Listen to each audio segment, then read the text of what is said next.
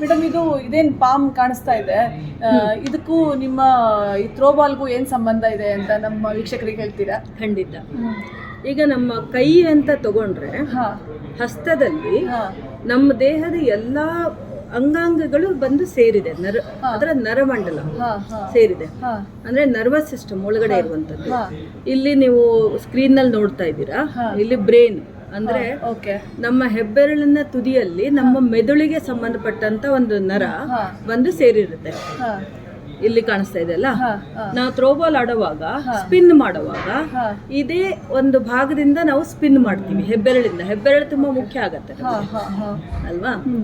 ಅದರಿಂದಾಗಿ ಏನಾಗುತ್ತೆ, blood circulation ಇಲ್ಲಿ ಟಚ್ ಆದಾಗ ಅದು ಬ್ಲಡ್ ಸರ್ಕ್ಯುಲೇಷನ್ ಬ್ರೈನಿಗೆ ಇಂಪ್ರೂವ್ ಆಗ್ತಾ ಹೋಗುತ್ತೆ. ನಮ್ಮ ಮೆದುಳಿಗೆ ತಲುಪುತ್ತೆ ರಕ್ತ ಪರಿಚಲನೆ ಅಲ್ಲಿಂದ. ಅದೇ ತರ ನಮ್ಮ ಕಣ್ಣು, ಕಿವಿ, ಮತ್ತೆ ಶ್ವಾಸಕೋಶ, ಲಂಗ್ಸ್, ಲಿವರು, ಪಿತ್ತಜನಕಾಂಗ, ಹೃದಯ, ಹಾರ್ಟು, ಆಮೇಲೆ ಜಠರ, ಸ್ಟಮಕ್, ಆಮೇಲೆ ಕಿಡ್ನಿ, ಮೂತ್ರಪಿಂಡ, ಕರುಳುಗಳು, ಇಂಟೆಸ್ಟೈನ್ಸ್, ಮತ್ತೆ ನಮ್ಮ ಬೆನ್ನು ಮೂಳೆ, ಆಯ್ತಾ?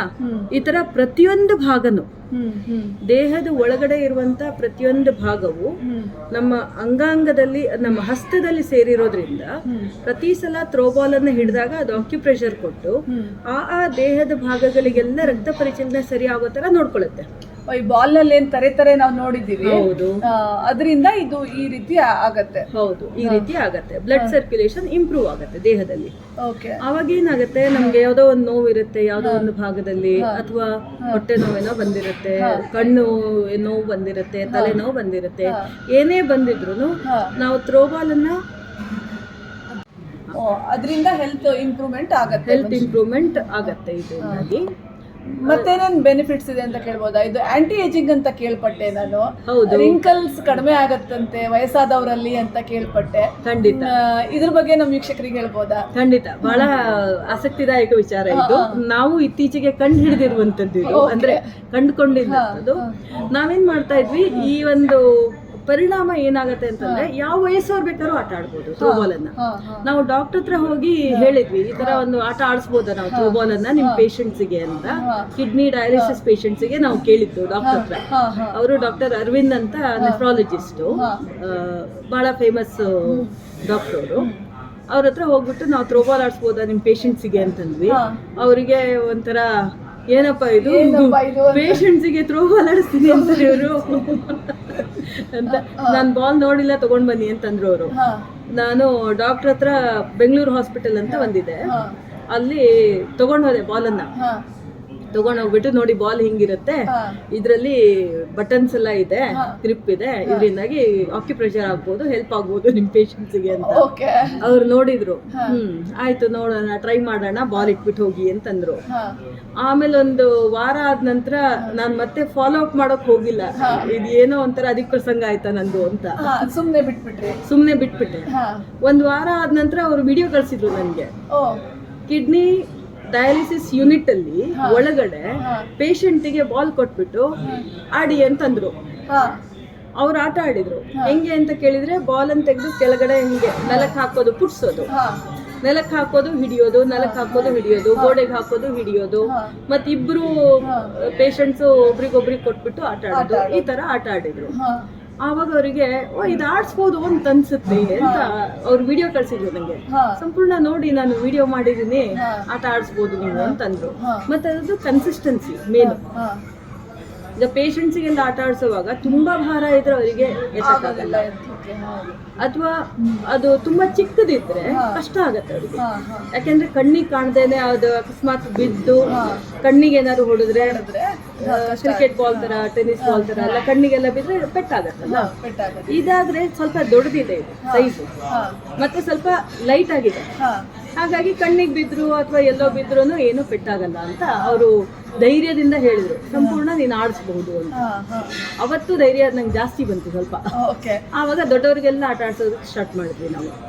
ಪೇಷಂಟ್ಗಳಿಗೆ, ದೊಡ್ಡವರಿಗೆ ಎಲ್ಲ ಆಟ ಆಡ್ಸೋದು. ಪೇಷಂಟ್ ನಲ್ಲಿ ಏನಾದರೂ ಇಂಪ್ರೂವ್ಮೆಂಟ್ ಖಂಡಿತ ಖಂಡಿತ ಖಂಡಿತ ಇದು ಮಾರ್ಚ್ 21, 2021 ಇಸ್ವಿನಲ್ಲಿ ಟ್ರಸ್ಟ್ವೆಲ್ ಹಾಸ್ಪಿಟಲ್ ಬೆಂಗಳೂರಲ್ಲಿ ನಾವು ಥ್ರೋಬಾಲ್ ಫಾರ್ ಪೇಷಂಟ್ಸ್ ಅಂತ ಒಂದು ಅಭಿಯಾನ ಮಾಡಿದ್ವಿ ಕಿಡ್ನಿ ಡಯಾಲಿಸಿಸ್ ಪೇಷಂಟ್ಸ್ಗೆ.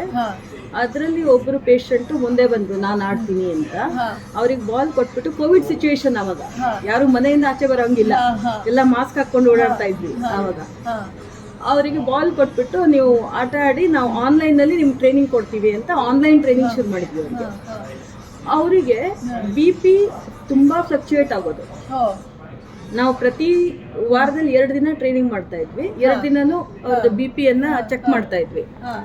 BP-ಯನ್ನು ಚೆಕ್ ಮಾಡಿದಾಗ ಒಂದಿನ ತುಂಬಾ ಹೈ ಹೋಗಿರೋದು, ಒಂದಿನ ತುಂಬಾ ಕಡಿಮೆ ಇರೋದು, ಆ ಥರ ಎಲ್ಲ ಆಗ್ತಾ ಇತ್ತು. ಒಂದು 3 ವಾರ ಕಳೀತಿದ್ದಂಗೆನೆ ಅವ್ರದ್ದು ನಾರ್ಮಲಿಗೆ ಬರ್ತಾ ಬಂತು. ಬ್ಲಡ್ ಪ್ರೆಷರು ನಾರ್ಮಲ್ ರೇಂಜಿಗೆ ಬರ್ತಾ ಬಂತು. ಮತ್ತೆ ಅದು ಕಾನ್ಸ್ಟೆಂಟ್ ಆಗಿ ಸ್ಟೆಬಿಲೈಸ್ ಆಯ್ತು. ಅವ್ರು ಇನ್ನೂ ಒಂದು ಮಾತು ಹೇಳಿದ್ರು, ಅವ್ರದ್ದು ವಿಡಿಯೋ ಇದೆ ನಮ್ಮ ಯೂಟ್ಯೂಬ್ ಚಾನಲ್ನಲ್ಲಿ. ಅವರು ಒಂದು ಮಾತು ಹೇಳಿದ್ರು, ನನಗೆ ರಾತ್ರಿ ನಿದ್ದೆ ಬರ್ತಾ ಇರ್ಲಿಲ್ಲಮ್ಮ, ತುಂಬಾನೇ ಕಷ್ಟ ಆಗ್ತಾ ಇತ್ತು. ಆದ್ರೆ ಈಗ ಥ್ರೋಬಾಲ್ ಆಡೋಕೆ ಶುರು ಮಾಡಿದ್ಮೇಲೆ ರಾತ್ರಿ ನಿದ್ದೆ ಮಾಡ್ತಾ ಇದ್ದೀನಿ ನಾನು. ಈ ಸಮಸ್ಯೆ ವಯಸ್ಸಾದವರಿಗೆ, ರೋಗಿಗಳಿಗೆ ತುಂಬಾ ಇರುತ್ತೆ. ಅವ್ರು ಆಟ ಆಡಿದ್ರು ಅಂತಂದ್ರೆ ಗ್ಯಾರಂಟಿ ನಿದ್ದೆ ಮಾಡ್ತಾರೆ. ನಿದ್ದೆ ಸಮಸ್ಯೆ ರೋಗಿಗಳಲ್ಲದೆ ಇದ್ದವರಿಗೂ, ವಯಸ್ಸಾಗದೆ ಇದ್ದವರಿಗೂ ಇರುತ್ತೆ, ತುಂಬಾ ಇರುತ್ತೆ. ನಿದ್ದೆ ಸಮಸ್ಯೆ ತುಂಬಾ ಜನರಿಗೆ ಇದೆ ಇದು. ಹಾಗಾಗಿ ಅದರಿಂದ ಇದಕ್ಕೂ ಅನುಕೂಲ ಆಗತ್ತೆ, ಖಂಡಿತ ಅನುಕೂಲ ಆಗತ್ತೆ. ಅವ್ರೊಬ್ಬರೇ ಅಲ್ಲ, ಅವರಿಂದ ಶುರುವಾಗಿದ್ದು ಆಮೇಲೆ ಎಷ್ಟೋ ಜನ ನಾವು ಯಾರ್ಯಾರಿಗೆ ಆಟ ಆಡಿಸ್ತು ಅವರೆಲ್ಲ ಹೇಳೋದಕ್ಕೆ ಶುರು ಮಾಡಿದ್ವಿ. ನಂಗೆ ನಿದ್ದೆನೆ ಬರ್ತಾ ಇರ್ಲಿಲ್ಲ, ಈಗ ಎಷ್ಟು ಚೆನ್ನಾಗಿ ನಿದ್ದೆ ಬರ್ತಾ ಇದೆ. ಚೆನ್ನಾಗಿ ನಿದ್ದೆ ಬರ್ತಾ ಇದೆ ಅಂದ್ರೆ ಹೆಲ್ತ್ ನಲ್ಲಿ 100% ಇಂಪ್ರೂವ್ಮೆಂಟ್ ಆಗಿದೆ. 100% ಇಂಪ್ರೂವ್ಮೆಂಟ್ ಆಗಿದೆ. ಮೇಡಮ್, ನಾನು ಇದು ಸರ್ಚ್ ಮಾಡಿದಾಗ ನೋಡಿದೆ, ಇದು ವೃದ್ಧಾಶ್ರಮಗಳಲ್ಲಿ ಹೋಗಿ ಆಡ್ಸಿದ್ದೀರಿ ಅಂತ ಹೇಳಿ, 84-85 ವರ್ಷದ ವಯೋವೃದ್ಧರಿಗೆ ಆಡ್ಸಿದ್ದೀರಿ ಅಂತ. ಆ ಫೋಟೋ ಏನಾದರೂ ನಮ್ಮ ವೀಕ್ಷಕರಿಗೆ ಶೇರ್ ಮಾಡ್ಬೋದಾ ನೀವು? ಖಂಡಿತ ಶೇರ್ ಮಾಡ್ತೀನಿ. ನೀವು ಹೋಗಿ ಯೂಟ್ಯೂಬಲ್ಲಿ ನೋಡ್ಬೋದು, ಥ್ರೋಬಾಲ್ ಫಾರ್ ಹೆಲ್ತ್ ಅಂತ ಒಂದು ಯೂಟ್ಯೂಬ್ ಒಂದು ವಿಡಿಯೋ ಇದೆ. Throwball for health, throwball for health ಅಂತಾರ? ಥ್ರೋಬಾಲ್ ಫಾರ್ ಇದು ಯಾಕೆ ಮಕ್ಕಳು ಮಾತ್ರ ಆಟ ಆಡಬೇಕು, ದೊಡ್ಡವ್ರಿಗೆ ಯಾಕೆ ಬೇಡ? ಆರೋಗ್ಯ, ಆಟ ಆಡಿದ್ರೆ ಆರೋಗ್ಯ ಅಂತ ನಾವು ಹೇಳ್ತೀವಿ. ಹೌದು. ಆದ್ರೆ ಆಟ ಆಡಿದ್ರೆ ಆರೋಗ್ಯ ಅಂತ ಆದ್ರೆ ಬರೀ ಮಕ್ಳಿಗೆ ಮಾತ್ರ ಯಾಕೆ ಆರೋಗ್ಯ? ಮಾತ್ರ ಯಾಕೆ ಆರೋಗ್ಯ ಬರಬೇಕು? ಅಲ್ಲ, ದೊಡ್ಡವರಿಗೂ ಬೇಕಲ್ಲ. ದೊಡ್ಡವರಿಗೆ ಟೈಮ್ ಇಲ್ವಲ್ಲ? ಅದೇ, ದೊಡ್ಡವರಿಗೆ ಟೈಮ್ ಮಾಡ್ಕೋಬೇಕಲ್ಲ. ಆರೋಗ್ಯ ಬೇಕು ಅಂತಂದ್ರೆ ಆಟ ಆಡ್ಬೇಕು. ಈಗ ನೀವು ನೋಡ್ತಾ ಇದ್ದೀರಾ, ಎಲ್ಲ ಸೀನಿಯರ್ ಸಿಟಿಜನ್ಸು. ಇದರಲ್ಲಿ ಸೀನಿಯರ್ ಸಿಟಿಜನ್ಸು ಒಬ್ರು 95 ವರ್ಷ, ಇನ್ನೊಬ್ರು 84 ವರ್ಷ, ಇನ್ನೊಬ್ರು 78 ವರ್ಷ, ಒಬ್ರು 97 ವರ್ಷ. 97 ವರ್ಷದವ್ರು ಸಹ ಆಟ ಆಡಿದ್ದಾರೆ ವೃದ್ಧಾಶ್ರಮದಲ್ಲಿ. ನಮ್ಗೆ ಇವ್ರು ನೋಡಿ, ಇವತ್ತು 97 ವರ್ಷ, ತುಂಬಾ ಖುಷಿಯಿಂದ ಆಟ ಆಡ್ತಾ ಇದ್ರು ಅವರು ಅಜ್ಜ. ನಮ್ಗೆ ಸ್ಟಾರ್ಟಿಂಗ್ ಅಲ್ಲಿ ಭಯ ಇತ್ತು, ವೃದ್ಧಾಶ್ರಮಕ್ಕೆ ನಾವು ಹೋಗಿ ಆಟ ಆಡ್ಸಿರೋರು ಏನಾದ್ರು ನಿಜವಾಗಿಯೂ ನಮ್ಗೆ ಸ್ಪಂದನೆ ಮಾಡ್ತಾರ ಅಂತ ಒಂದು ಪ್ರಶ್ನೆ ಇತ್ತು. ಆದ್ರೆ ಹೋಗಿ ನೋಡಿದಾಗ ಅವರೇ ಜಾಸ್ತಿ ಚೆನ್ನಾಗಿ ಆಟ ಆಡಿದ್ರು, ಮಕ್ಕಳಿಗಿಂತ ಚೆನ್ನಾಗಿ ಅವರೇ ಆಡಿದ್ರು.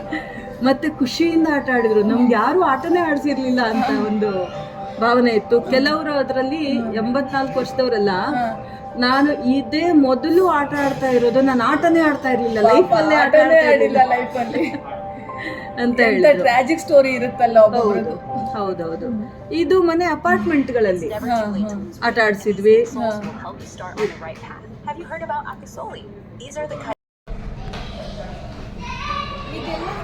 ಇನ್ನೊಂದು ವಿಶೇಷತೆ ಹೇಳಬೇಕು ಅಂದರೆ, ಅವರು 72 ವಯಸ್ಸಾಗಿತ್ತು ನಾವು ಶುರು ಮಾಡಿದಾಗ, ಆಟ ಆಡೋದಕ್ಕೆ ಶುರು ಮಾಡಿದಾಗ. ಆವಾಗ ಅವರು ಕನ್ನಡಕ ಆಗ್ತಾ ಇದ್ರು. ಓದಬೇಕು ಅಂತಂದರೆ, ಈ ಥರ ಒಂದು ಪುಸ್ತಕ ಏನೋ ಓದಬೇಕು ಅಂತಂದರೆ ಕನ್ನಡಕ ಬೇಕಾಗಿತ್ತು. ಈಗ ಮೊನ್ನೆ ನಾನು ಊರಿಗೆ ಹೋದಾಗ ಕನ್ನಡಕ ಹಾಕ್ಕೊಳ್ಳೋದನ್ನೇ ಪುಸ್ತಕ ಓದ್ತಾ ಇದ್ದಾರೆ. ಹಾಗೆ ನಾನು ಕೇಳಿದೆ, ಈ ಕನ್ನಡಕ ಬೇಡವಾಗಿದೆ?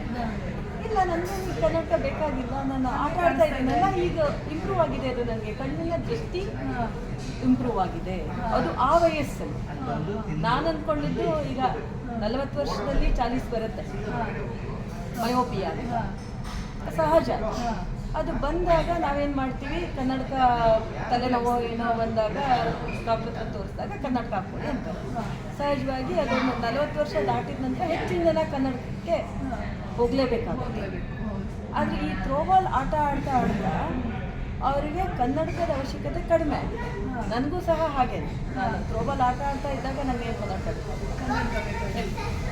ಅಲ್ಲ ಕಡಿಮೆ ಮಾಡುತ್ತೆ. ಎಷ್ಟೊಂದು ವಿಚಾರ ಇದೆ ಮೇಡಮ್. ಈ ಥ್ರೋಬಾಲ್ ಅನ್ನೋ ವಿಷಯನೇ ನಮ್ಗೆ ಒಂಥರ ಈಗ ಒಂದು ಬೇರೆ ಜಗತ್ತಿಗೆ ನಮ್ಮನ್ನು ಕರ್ಕೊಂತು ಅಂತ ನಾನು ಹೇಳಕ್ಕೆ ಇಷ್ಟಪಡ್ತೀನಿ. ಅಂದರೆ ಕ್ರಿಕೆಟ್ ಗೊತ್ತಿದೆ, ವಾಲಿಬಾಲ್ ಗೊತ್ತಿದೆ, ಇವೆಲ್ಲ ಸ್ಪೋರ್ಟನ್ನು ನಾವು ಆಡ್ತಾ ಇರ್ತೀವಿ. ಥ್ರೋಬಾಲ್ ಅನ್ನೋದು ಮತ್ತೆ ಆದಷ್ಟು ಹೆಚ್ಚಿಗೆ ಮಹಿಳೆಯರೇ ಆಡ್ತಾರೆ ಅಂತ ಅನ್ನೋದ್ರ ಬಗ್ಗೆನೂ ಕೇಳಿದೆ ನಾನು. ಇವಾಗ ಮಹಿಳೆಯರು ಪುರುಷರು ಇಬ್ಬರು ಆಡ್ತಾ ಇದ್ದಾರೆ ಅಂತ ಹಿಂದಿನ ವಿಡಿಯೋದಲ್ಲಿ ಟಿ ರಾಮಣ್ಣ ಸರ್ ಅವರು ಹೇಳಿದ್ದಾರೆ. ಬಟ್ ಮಹಿಳೆಯರು ಅಂತಂದ್ರೆ ಇದು ಲೈಟ್ ಸ್ಪೋರ್ಟ್ ಅಂತ ಹೇಳಿ ಮಹಿಳೆಯರು ಶುರು ಮಾಡಿದ್ದ ಮೊದಲು. ಹೌದು, ಇದು ಒಂದು ಅಂದರೆ ಸುಮ್ಮನೆ ಟೈಮ್ ಪಾಸ್ ಗೇಮ್ ಅಂತ ಥರ ಶುರುವಾಗಿದ್ದು ಇಂಗ್ಲೆಂಡ್ ಮತ್ತು ಆಸ್ಟ್ರೇಲಿಯಾದಲ್ಲಿ ಶುರುವಾದಂಥ ಆಟ ಅಂತ ಹೇಳ್ತಾರೆ. 1940-50ನೇ ಪೀರಿಯಡಲ್ಲಿ ಭಾರತಕ್ಕೆ ಬಂತು. ಭಾರತಕ್ಕೆ ಬಂದ ನಂತರ ಇದನ್ನು ನಾವು ಡೆವಲಪ್ ಮಾಡಿದ್ದು. ಆದರೂ ಪ್ರಾರಂಭದಲ್ಲಿ ಹೆಣ್ಮಕ್ಳಿಗೆ ಅಂತಲೇ ಆಡಿಸ್ತಾ ಇದ್ದಾರೆ. ಹೆಣ್ಮಕ್ಳಿಗೆ ಥ್ರೋಬಾಲು, ಗಂಡು ಮಕ್ಕಳಿಗೆ ವಾಲಿಬಾಲ್ ಅಂತ ಸಾಕಷ್ಟು ಜನ ಅದೇ ಥರ ಆಡಿದ್ದಾರೆ. ನೀವು SLC-ನಲ್ಲಿ ಮಾರ್ಕ್ಸ್ ಯಾರು ಜಾಸ್ತಿ ತೆಗೆದ್ರು ಅಂತ ಕೇಳಿದ್ರೆ ಹೆಣ್ಮಕ್ಳೇ ಜಾಸ್ತಿ ಅಂತ ಹೇಳ್ತಾರೆ. ಅಂದ್ರೆ ಗಂಡು ಮಕ್ಳಿಗೆ ಬುದ್ಧಿ ಬೇಡ ಅಂತನಾ? ಅದು ಸಹಜವಾಗಿ ಹೆಣ್ಮಕ್ಳು ಜಾಸ್ತಿ ಮಾರ್ಕ್ಸ್ ತೆಗೆದಿದ್ದು ನಿಜಾನೇ. ಈಗಲೂ ಅದೇ ಥರ. ಆದರೆ ಥ್ರೋಬಾಲನ್ನು ಹೆಣ್ಮಕ್ಳು ಜಾಸ್ತಿ ಆಡ್ತಾ ಇತ್ತು. ಈಗ ಏನು ಮಾಡಿದ್ದೀವಿ ಅಂತಂದರೆ ಬರೀ ಹೆಣ್ಮಕ್ಳಿಗೆ ಮಾತ್ರ ಬುದ್ಧಿ ಇರೋದು ಬೇಡ, ಗಂಡು ಮಕ್ಳಿಗೂ ಸ್ವಲ್ಪ ಬುದ್ಧಿ ಬರಲಿ ಅಂತ ಹೇಳಿ ಈಗ ಎಲ್ಲರೂ ಆಡೋ ಹಾಗೆ ನಾವು ಮಾಡ್ತಾ ಇದ್ದೀವಿ. ನ್ಯಾಷನಲ್ ಲೆವೆಲ್ಲು, ಇಂಟರ್ನ್ಯಾಷನಲ್ ಲೆವೆಲ್ ಎಲ್ಲ ಗಂಡು ಮಕ್ಕಳು ಹೆಣ್ಮಕ್ಳು ಇಬ್ಬರು ಆಡ್ತಾ ಮತ್ತೆ ಈಗ ನೀವು ಇಷ್ಟೊತ್ತು ನಿಮ್ಮ ಹತ್ರ ಮಾತಾಡಿದ್ಮೇಲೆ ನನಗೇನು ಅನ್ಸುತ್ತೆ ಅಂದರೆ ಈ ಥ್ರೋಬಾಲ್ ಅನ್ನೋದನ್ನು ಇನ್ನೂ ನಾವು ಬೆಳೆಸಬೇಕು. ಎಲ್ಲ ಕಡೆನೂ ನಾವು ಪ್ರತಿಯೊಂದು ಸ್ಕೂಲಲ್ಲಿ, ಪ್ರತಿಯೊಂದು ಕಾಲೇಜಲ್ಲಿ, ಯಾಕಂದರೆ ನೀವು ಹೇಳಿದ್ರಿ ಮಾತಾಡ್ತಾ ಯಾವ ಏಜ್ ಗ್ರೂಪ್ ಅವ್ರು ಬೇಕಾದ್ರೂ ಆಟ ಆಡ್ಬೋದು.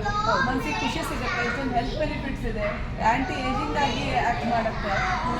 ಮತ್ತು ಕಣ್ಣು ಪ್ರಾಬ್ಲಮ್ ಇರೋರಿಗೆ, ಕೆಲವರಿಗೆ ಸಣ್ಣ ಮಕ್ಕಳಿಗೂ ಕೂಡ ಕಣ್ಣು ತುಂಬ ಆಗಿದೆ. ಮೊಬೈಲ್ ನೋಡೋದು, ಕಂಪ್ಯೂಟರ್ ನೋಡೋದು, ಸ್ಕ್ರೀನ್ಸು ಇಂದ ತುಂಬ ಆಗಿದೆ. ಇದೆಲ್ಲದಕ್ಕೂ ಹೆಲ್ಪ್ ಆಗ್ಬೋದು. ಪ್ರತಿಯೊಂದು ಸ್ಕೂಲಲ್ಲೂ ಇದನ್ನು ಇಂಟ್ರಡ್ಯೂಸ್ ಮಾಡಬೇಕು ಅಂತ ನನ್ಗೆ ಅನಿಸುತ್ತೆ. ಖಂಡಿತವಾಗಿ ತುಂಬ ಜನ ಇದಕ್ಕೋಸ್ಕರ ಏನಾದರೂ ಮುಂದೆ ಬರಬೇಕು. ಅಂದರೆ ಇದಕ್ಕೇನು ನಿಮಗೆ ಇಷ್ಟೊಂದು ಡೆವಲಪ್ ಮಾಡಿದಾರಲ್ಲ ಡಾಕ್ಟರ್ ಟಿ ರಾಮಣ್ಣ ಸರ್ ಅವರು ಹಿಂದಿನ ವಿಡಿಯೋದಲ್ಲಿ ಹೇಳಿದ್ರು. ನಿಮ್ಗಳ ಎಫರ್ಟಿಂದ ಇದು ಮುಂದೆ ಬರ್ತಾ ಇದೆ. ನಿಮ್ಗಳಿಗೆ ಇದಕ್ಕೆ ಶುರುವಿನಲ್ಲಿ ಏನು ಫೈನಾನ್ಷಿಯಲ್ ಪ್ರಾಬ್ಲಮ್ ಆಗಲಿಲ್ವಾ, ಅಥವಾ ಏನಾದರೂ ಸ್ಪಾನ್ಸರ್ ಸಿಕ್ಕಿದ್ರಾ? ಇದಕ್ಕೆ ಏನಾದರೂ ನಿಮಗೆ ಕೋಚಿಂಗ್ ಕ್ಲಾಸಸ್ ಶುರು ಮಾಡೋದಕ್ಕಾಗಲಿ ಅಥವಾ ಕೋಚು ಇಡೋದಕ್ಕಾಗಲಿ ಆ ಥರ ಏನಾದರೂ ಹೆಲ್ಪು ಬೇರೆ ಕಡೆಯಿಂದ ಸಿಕ್ಕಿತ್ತಾ, ಇಲ್ಲ ನಿಮ್ಗಳ ದುಡ್ಡನ್ನೇ ನೀವು ಇನ್ವೆಸ್ಟ್ ಮಾಡೋ ಹಾಗೆ ಆಯಿತಾ? ನಿಜ ಹೇಳಬೇಕು ಅಂತಂದರೆ ಇಲ್ಲಿ ಯಾರು ಥ್ರೋಬಾಲ್ ಆಡ್ತಾರೋ ಅವರೆಲ್ಲರೂ ಒಂಥರ ಒಂದು ನಿಸ್ವಾರ್ಥ ಸೇವೆಯನ್ನು ಮಾಡಿದ್ದಾರೆ ವಿಚಾರದಲ್ಲಿ. ಹೇಳಬೇಕು ಅಂತಂದರೆ ತಾವು ದುಡಿದ ದುಡ್ಡನ್ನು ಇಲ್ಲಿ ಬಳಸಿ ಪ್ರತಿ ಕೋಚ್ಗಳ ಬಗ್ಗೆನೂ ಹೇಳ್ತೀನಿ, ಡಾಕ್ಟರ್ ರಾಮಣ್ಣ ಸರ್ ಬಗ್ಗೆನೂ ಹೇಳ್ತೀನಿ, ಮತ್ತು ನಮಗೆ ಟ್ರೈನಿಂಗ್ ಕೊಟ್ಟಿದ್ದಾರೋ ಅವರು, ಮತ್ತು ಆಟ ಆಡ್ತಾ ಇರೋ ಒಂದು ಮಕ್ಕಳು ಸಹ ಅವರು ತಮಗೇನು ಸಾಧ್ಯನೋ ತಮ್ಮ ಪಾಲಕರಿಂದ. ಈಗ ಎಲ್ಲೋ ಒಂದು ದೇಶಕ್ಕೆ ಹೋಗಬೇಕು ಅಂತಂದರೆ ನಮಗೆ ಫ್ಲೈಟ್ ಚಾರ್ಜ್ ಏನು ಫ್ರೀ ಅಲ್ಲ ಅಲ್ವಾ? ಫ್ಲೈಟ್ ಚಾರ್ಜ್ ನಾವು ಕೊಡಲೇಬೇಕು. ಅಲ್ಲಿ ಹೋದಾಗ ಅಲ್ಲಿ ಎಲ್ಲೋ ಒಂದು ಕಡೆ ಉಳ್ಕೊಳ್ಬೇಕು, ಅಲ್ಲಿ ಊಟ ತಿಂಡಿ ಮಾಡಲೇಬೇಕು ಅಲ್ವಾ? ಅದಕ್ಕೆ ಖರ್ಚು ಇದ್ದೇ ಇರುತ್ತೆ.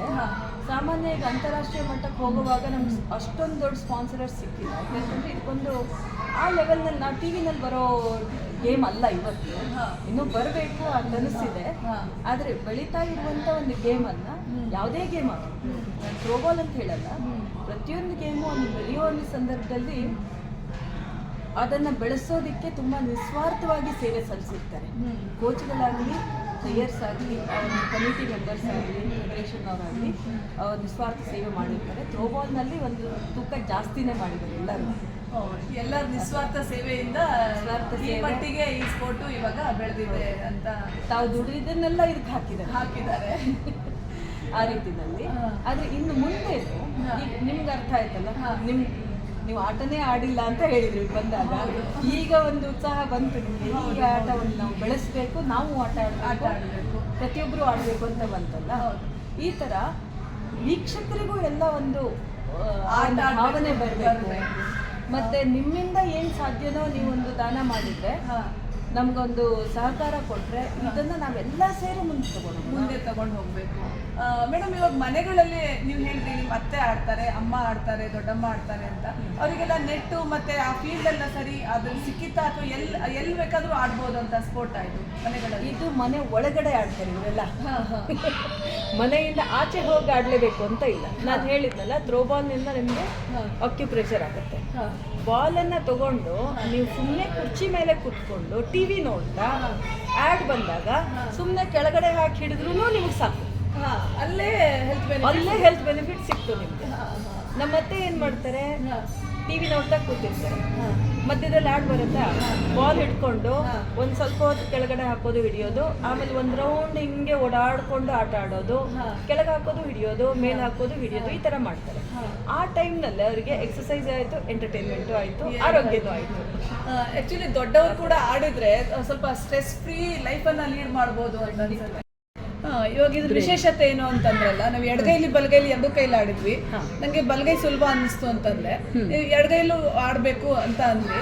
ಇದ್ರ ವಿಶೇಷತೆ ನಮ್ಗೆ ಹೇಳಿ ಒಂಚೂರು. ವಿಶೇಷತೆ ಏನು ಅಂತಂದ್ರೆ, ಈಗ ನೀವು ಏನಂತಂದ್ರೆ ಬಲಗೈ ನಂಗೆ ಅಭ್ಯಾಸ ಆಗೋಗಿದೆ ಅಂತ, ಆದರೆ ಬಲಗೈಯನ್ನು ಕಂಟ್ರೋಲ್ ಮಾಡುವಂಥ ನಮ್ಮ ದೇಹದ ಅಂಗ ಯಾವುದು? Left brain. ಎಡಗಡೆ ಮೆದುಳು.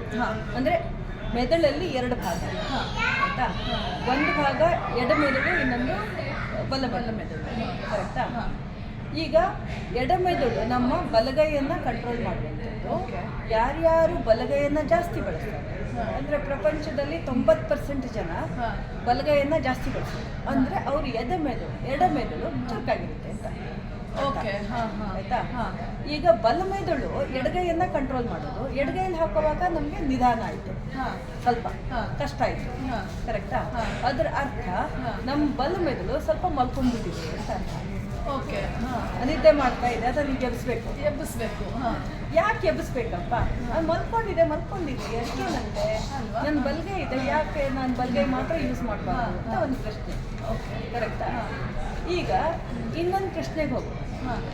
ಈಗ ಎಡಮೆದುಳು ಬಲಮೆದುಳು ಎರಡರದ್ದು ಫಂಕ್ಷನಾಲಿಟಿಗಳನ್ನೇನಾ ಒಂದೇ ಕೆಲಸ ಮಾಡುತ್ತೆ ಅದು, ಅಥವಾ ಬೇರೆ ಬೇರೆ ಕೆಲಸ? ಹೇಳಿ, ನೀವೇ ಹೇಳಬೇಕು. ಸರಿ, ನಾನೇ ಹೇಳ್ತೀನಿ. ಎಡಮೆದುಳಿನ ಕೆಲಸ ಲಾಜಿಕಲ್ ಥಿಂಕ್. ಓಕೆ, ಅಂದ್ರೆ ಈಗ ನಾವು ವಿಜ್ಞಾನ, ಗಣಿತ, ಭಾಷೆಗಳು, ಸೈನ್ಸು, ಮ್ಯಾಥ್ಸು, ಲ್ಯಾಂಗ್ವೇಜಸ್ಸು ಇಂಗ್ಲೀಷಲ್ಲಿ ಹೇಳ್ತೀನಿ, ಯಾಕೆಂದರೆ ಕೆಲವರಿಗೆ ಅರ್ಥ ಆಗಲ್ಲ ಕನ್ನಡದಲ್ಲಿ ಹೇಳಿದೆ ಅಲ್ವಾ. ಇದನ್ನೆಲ್ಲ ನಾವು ಕಲಿಯುವಂಥದ್ದು ಲಾಜಿಕಲ್ ಥಿಂಕಿಂಗ್ ಅಂತ. ಅಂದರೆ ತಾರ್ಕಿಕವಾಗಿ ನಾವು ಇದು ಹಿಂಗಾದ್ರೆ ಹಿಂಗಾಗತ್ತೆ ಅಂತ ನಾವೇನು ಮಾಡ್ತೀವೋ ಅದನ್ನೆಲ್ಲ ಕಲ್ತ್ಕೊಳ್ಳೋದು ನಮ್ಮ ಎಡಮೆದುಳು. ಈಗ ಗೂಗಲ್ನಲ್ಲಿ ನಾವು ಏನಾದರೂ ಸರ್ಚ್ ಮಾಡ್ತೀವಿ ಅಂತ ಯಾರೋ ಒಬ್ರು ಕಂಡು ಹಿಡಿದಿದ್ದನ್ನು ನಾವು ಓದ್ತೀವಿ, ಕಲ್ತ್ಕೋತೀವಿ, ಅದು ಎಡಮೆದುಳಿನ ಕೆಲಸ. ಈಗ ಬಲಮೆದುಳಿಗೆ ಏನು ಕೆಲಸ ಹಂಗಾದ್ರೆ ಅಲ್ವಾ? ಕೆಲಸ ಯಾತಕ್ಕೆ ಎಲ್ಲ ಕಲಿಯೋದು ಎಡಗೈ ಮೆದುಳು. ಆಲ್ರೆಡಿ ಮ್ಯಾಥ್ಸ್ ಕಲ್ತ್ಬಿಟ್ಟಿದೆ, ಸೈನ್ಸ್ ಕಲ್ತ್ಬಿಟ್ಟಿದೆ, ಭಾಷೆ ಕಲ್ತಿದೆ, ಲಾಜಿಕ್ ಕಲ್ತಿದೆ. ಇನ್ನೇನು ಕೆಲಸ ಇದೆ? ಇನ್ನೂ ಕೆಲಸ ಇದೆ ಅದಕ್ಕೆ. ಆ ಕೆಲಸ ಮಾಡೋ ಎಡಮೆದುಳಲ್ಲ, ಅದು ಕಷ್ಟ. ಅದು ಬಲಮೆದುಳು ಕ್ರಿಯೇಟಿವ್ ಥಿಂಕಿಂಗ್ ಮಾಡುತ್ತೆ. ಕ್ರಿಯೇಟಿವ್ ಥಿಂಕಿಂಗ್ ಅಂದರೆ ಈಗೇನೋ ಒಂದು ಪ್ರಾಬ್ಲಮ್ ಇರುತ್ತೆ, ನಮ್ಗೆ ಸಾಲ್ವ್ ಮಾಡೋಕ್ಕೆ ಆಗ್ತಾ ಇರಲಿಲ್ಲ. ಇವಾಗ ಬಲಮೆದುಳು ಕೆಲಸ ಮಾಡಿದ್ರೆ ಆ ಪ್ರಾಬ್ಲಮನ್ನು ನಾವು ಸಾಲ್ವ್ ಮಾಡ್ತೀವಿ. ಓಕೆ, ಇನೋವೇಷನ್, ಹೊಸದೇನೋ ಕಂಡುಹಿಡಿಬೇಕು. ಈಗ ಗೂಗಲ್ನಲ್ಲಿ ಜನರಲ್ಲಾಗೆಲ್ಲ ಏನು ಮಾಡೋದು, ಗೂಗಲ್ನಲ್ಲಿ ಸರ್ಚ್ ಮಾಡುವಾಗ ನಮಗೆ ಉತ್ತರಕ್ಕೆ ಅಂತ ಹುಡುಕ್ತಾ ಇರ್ತೀವಿ. ನಮ್ಮ ಕಂಪ್ನಿಯಲ್ಲಿ ನಾವೇನು ಮಾಡ್ತೀವಿ ಗೊತ್ತಾ, ಗೂಗಲ್ ಹುಡ್ಕೋದು ನಮ್ಗೆ ಉತ್ತರ ಸಿಗಬಾರ್ದು ಅಂತ. ಓಕೆ, ಇದು ಭಾಳ ಇಂಟ್ರೆಸ್ಟಿಂಗ್ ಆಗಿದೆ. ಉತ್ತರ ಎಷ್ಟು ಹುಡುಕಿದ್ರೂ ಸಿಗಬಾರ್ದು ಅಂತ ಪ್ರಶ್ನೆಗೆ ನಾನು ಕೇಳ್ತಾ ಇರ್ತೀನಿ. ಯಾಕೆ ಅಂತಂದರೆ ಅದನ್ನು ನಾವು ಯಾವುದೋ ಒಂದು ಹೊಸದು ಕಂಡುಹಿಡ್ದಿರ್ತೀವಿ. ನಮ್ಮ ಕಂಪ್ನಿನಲ್ಲಿ ನಾವು ಪೇಟೆಂಟ್ ಮಾಡಿದ್ದೀವಿ ಆಲ್ರೆಡಿ. ಹೊಸದನ್ನು ಕಂಡುಹಿಡಿದು ಹೊಸ ಸೊಲ್ಯೂಷನನ್ನು ನಾವು ಪ್ರಪಂಚಕ್ಕೆ ತೋರಿಸ್ತಾ ಇದ್ದೀವಿ. ಯಾರೂ ಮಾಡದೇ ಇರೋದನ್ನ ಏನೋ ಹಿಡಿಯುವಂಥದ್ದು ಪ್ರಕ್ರಿಯೆ. ಇದು ಏನು ಎಡ ಮೆದುಳು ಬಲ ಮೆದುಳು ಮಾಡ್ತಾ ಇದೆ. ಇನ್ವೆಂಟರ್, ಸೈಂಟಿಸ್ಟ್, ಇವರಿಗೆಲ್ಲ ಬಲ ಮೆದುಳು ಕೆಲಸ ಮಾಡಬೇಕು. ಆವಾಗಲೇ ಅವ್ರು ಸೈಂಟಿಸ್ಟ್ ಆಗೋದಕ್ಕೆ ಸಾಧ್ಯ. ಅಂದರೆ ಆ ಒಂದು ಲೆವೆಲ್ಗೆ ನಮಗೆ ಹೊಸದನ್ನು ಕಂಡುಹಿಡಿಯೋದಕ್ಕೆ ನಮಗೆ ಬಲ ಮೆದುಳಿನ ಅವಶ್ಯಕತೆ ತುಂಬ ಇದೆ. ಅದು ಎಷ್ಟೋ ಜನರಿಗೆ ಗೊತ್ತಿರಲ್ಲ. ಈಗ ಈ ಮೆದುಳನ್ನು ಬಲಮೆದುಳು ಎಡಮೆದುಳು ಎರಡನ್ನೂ ನಾವು ಆಕ್ಟಿವೇಟ್ ಮಾಡಿದಾಗ ನಾವು ಶಾರ್ಪ್ ಆಗ್ತಾ ಹೋಗ್ತೀವಿ. ನಮಗೆ ಯಾವುದೇ ಪ್ರಾಬ್ಲಮ್ ಆದ್ರೂ ಪ್ರಾಬ್ಲಮ್ ಆಗಿ ಕಾಣಿಸಲ್ಲ. ಅದು ಸೊಲ್ಯೂಷನ್ನ ನಾವು ಹುಡುಕ್ಬಿಡುತ್ತೆ. ಸೊಲ್ಯೂಷನ್ ಹುಡುಕ್ಬಿಡುತ್ತೆ ಮೆದುಳು, ಹುಡುಕ್ಬಿಡುತ್ತೆ. ಇದು ಹಿಂಗೆ ಮಾಡಿದ್ರೆ ಇದಕ್ಕಿಂದೇನೋ ಒಂದು ಸೊಲ್ಯೂಷನ್ ಇದೆ. ಈಗ ಥ್ರೋಬಾಲಿಗೂ ಅದಕ್ಕೂ ಏನು ಸಂಬಂಧ ಅಂತಂದರೆ, ಥ್ರೋಬಾಲ್ನಲ್ಲಿ ರೂಲ್ಸ್ ಪ್ರಕಾರನೇ ನಾವು ಬಾಲನ್ನು ಬಲಗಡೆ ಹಿಡಿದ್ರೆ ಬಲಗಡೆಯಿಂದನೇ ಹಾಕಬೇಕು, ಎಡಭಾಗ ದೇಹದ ಎಡಭಾಗದಲ್ಲಿ ಹಿಡಿದ್ರೆ ಎಡಗಡೆಯಿಂದನೇ ಹಾಕಬೇಕು. ಆವಾಗ ಅಂದರೆ ಬಾಲ್ ಹೆಂಗೆ ಬೇಕಾದರೂ ಬರ್ಬೋದಲ್ಲ, ಕಾಗ್ನಿಟಿವ್ ಆಗಿ ನಾವು ಯೋಚನೆ ಮಾಡಬೇಕು, ಅದಕ್ಕೆ ತಕ್ಕನಾಗೆ ದೇಹವನ್ನು ನಾವು ಪ್ರಿಪೇರ್ ಮಾಡಬೇಕು. ಬಾಲನ್ನು ಹಿಡಿದು ಒಂದು ಬ್ಯಾಲೆನ್ಸ್ ಮಾಡಿ ಅದನ್ನು ಹಾಕಿ ನೆಟ್ಟನ್ನು ಕ್ರಾಸ್ ಮಾಡಬೇಕು. ಈ ರೀತಿ ಕ್ರಾಸ್ ಮಾಡೋದ್ರಿಂದಾಗಿ ನಮಗೆ ಎರಡೂ ಮೆದುಳು ಇಂಪ್ರೂವ್ ಆಗ್ತಾ ಹೋಗುತ್ತೆ. ಆವಾಗ ನಾವು ಅಂದರೆ ಸೈಂಟಿಫಿಕ್ಕಾಗಿ ನಾವು ಇದನ್ನು ಸ್ಟಡಿ ಮಾಡಿದ್ದೀವಿ. ಏನು ಅಂತಂದರೆ, ಶಾಲೆಯಲ್ಲಿ ಮಕ್ಕಳಿಗೆ ಒಂದು 20 ದಿನ ಟ್ರೈನಿಂಗ್ ಮಾಡಿದ್ವಿ. ಯಲ್ಲಾಪುರ ಮತ್ತು ಸಿದ್ದಾಪುರ 2 ಶಾಲೆನಲ್ಲಿ ಮಾಡಿದ್ವಿ, ಒಂದೇ ಶಾಲೆಯಲ್ಲಿ 2 ಕಡೆ ಟ್ರೈನಿಂಗ್ ಕೊಡ್ತೀವಿ. 20 ದಿನ ಟ್ರೈನಿಂಗ್ ಆದಮೇಲೆ ಅವ್ರದ್ದು ಹಳೆ ಅಕಾಡೆಮಿಕ್ ಸ್ಕೋರ್ ಇರುತ್ತಲ್ಲ, ಹಿಂದಿನ ಎಕ್ಸಾಮಲ್ಲಿ ಏನು ಸ್ಕೋರ್ ಮಾಡಿದ್ರು, ಸೈನ್ಸು, ಮ್ಯಾಥ್ಸು, ಭಾಷೆಗಳು ಎಲ್ಲದರಲ್ಲೂ ಏನು ಸ್ಕೋರ್ ಮಾಡಿದ್ರು ಅದನ್ನು ತೊಗೊಂಡು 20 ದಿನ ಆದ ನಂತರ ಅವ್ರು ಫೈನಲ್ ಎಕ್ಸಾಮ್ ಬಂತು. ಎಕ್ಸಾಮ್ ಬಂದಾಗ ಅದರಲ್ಲಿ ಮಾರ್ಕ್ಸ್ ತೊಗೊಂಡ್ವಿ. ಅದೆರಡನ್ನು ಕಂಪೇರ್ ಮಾಡಿದ್ವಿ. ಕಂಪೇರ್ ಮಾಡಿದಾಗ 86% ಮಕ್ಕಳು ಹಳೆ ಎಕ್ಸಾಮಲ್ಲಿ ಏನು ಸ್ಕೋರ್ ಮಾಡಿದ್ರು ಅದಕ್ಕಿಂತ ಜಾಸ್ತಿ ಹೊಸ ಎಕ್ಸಾಮಲ್ಲಿ, ಮುಂದಿನ ಎಕ್ಸಾಮಲ್ಲಿ ಸ್ಕೋರ್ ಮಾಡಿದ್ರು.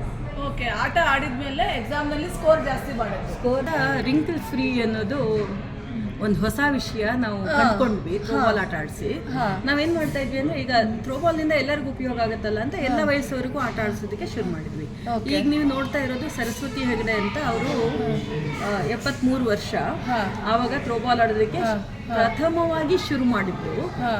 ಅವರಿಗೆ ಸಹಜವಾಗಿ ವಯೋಸಹಜವಾಗಿ ನಾವು ಒಂದು ಸ್ಕಿನ್ ಎಲ್ಲ ಒಂಥರ ಸ್ವಲ್ಪ ಸುಕ್ಕುಗಟ್ಟೋದು ಅಂತ ಒಂದಿರುತ್ತೆ, ಇನ್ನೊಂದು ಕೈಯೆಲ್ಲ ಸ್ವಲ್ಪ ನಡುಕ್ತಾ ಇತ್ತು, ನರ ದೌರ್ಬಲ್ಯ, ಅದು ನಾವು ಸಹಜ ಅಂತ ಅನ್ಕೋತೀವಿ.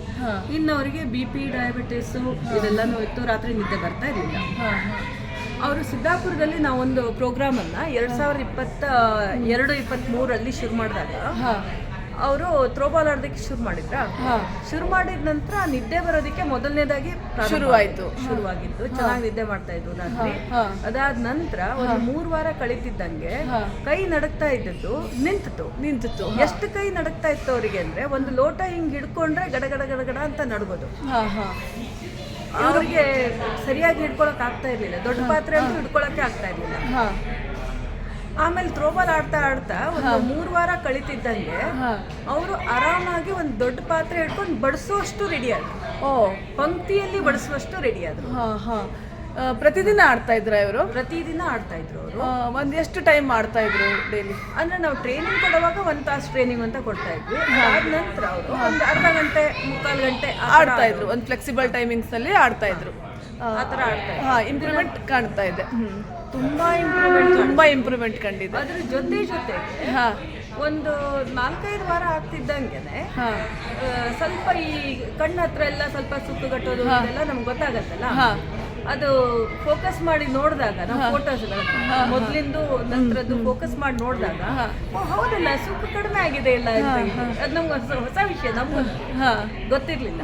ಯಾಕೆಂದ್ರೆ ಬ್ಲಡ್ ಸರ್ಕ್ಯುಲೇಷನ್ ಇಂಪ್ರೂವ್ ಆಗ್ತಾ ಇದ್ದಂಗೆ ಆ ಸುಕ್ಕೆಲ್ಲ ಕಡಿಮೆ ಆಗ್ತಾ ಬಂತು.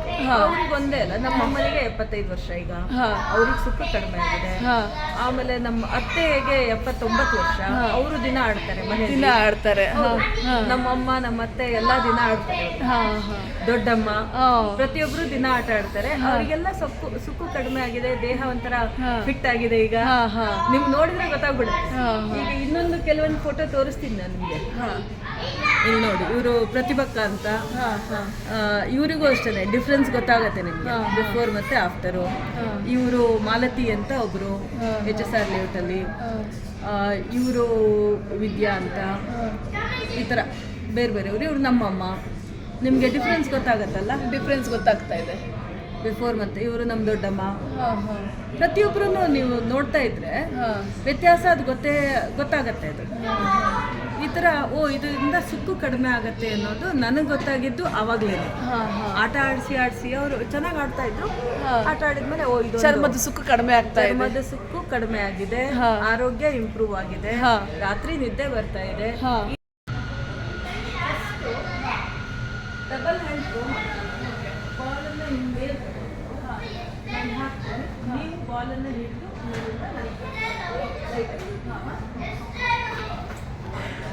ಹಿಂಗೆ ತಗೊಂಡು ಈಗ ಹಾಂ ಓಕೆ ಆಯ್ತಾ? ಇದು ಫಸ್ಟ್ ಸ್ಟೆಪ್ ಸುಮ್ಮನೆ ಎರಡು ಶೋಲ್ಡರ್ ಫ್ರಂಟ್ ಆಯ್ತಾ? ಈಗ ಒಂದು ಹ್ಯಾಂಡಲ್ ಅಂದರೆ ಎರಡು ಕೈ ಹಿಡಿಯೋದು. ಎರಡು ಕೈ ಹಿಡಿಬೇಕು, ಒಂದೇ ಕೈಯಲ್ಲಿ ಹಾಕಬೇಕು. ಅಂದ್ರೆ ಹಿಂಗೆ ಹಿಡಿದು ಹಾಕ್ಬೋದಾ ಈಗ? ಎರಡು ಕೈ ಹಿಡಿದು ಒಂದು ಕೈ ಇದೆ ಅಂದ್ರೆ ಡೈರೆಕ್ಟ್ ಆಗಿ ಹಿಂಗೆ ಡೈರೆಕ್ಟ್ ಹೆಂಗಾಗುತ್ತಾ ಈಗ ಹಾಕಿ ಈಗ ನೀವು ಎರಡು ಕೈ ಹಾಕಿದ್ರು, ನಾನು ಒಂದು ಕೈ ಹಾಕ್ತೀನಿ. ಒಂದೇ ಕೈ ಒಂದೇ ಕೈ ಎರಡು ಕೈ. ಈಗ ನಾನು ಎರಡು ಕೈನಲ್ಲಿ ಒಂದು ಕೈನಲ್ಲಿ ಹಾಕಿ ಹಾಕಿ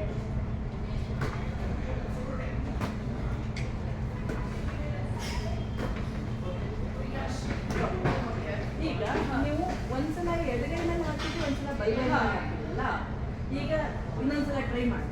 ಓಕೆ ನಾನು ಕೊಡ್ತೀನಿ.